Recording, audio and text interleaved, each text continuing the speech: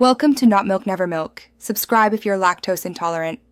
You start by confirming the phone is updated and unlocked. This prevents missing features. Open Settings, tap Display, then Edge Lighting to begin.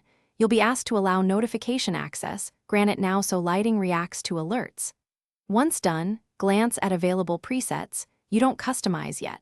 Make sure battery optimization isn't blocking the feature, because restricted background access can stop edge effects.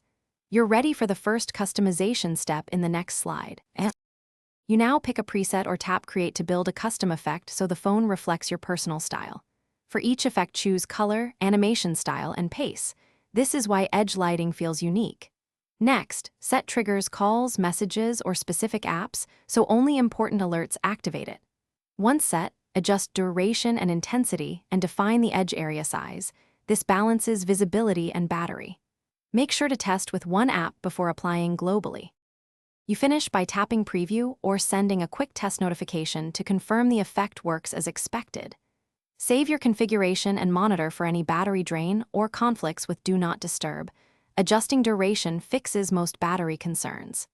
If edge lighting fails to trigger, reboot the device, regrant notification permission, and disable battery optimization for settings. As a last resort, reset edge lighting settings and recreate the effect.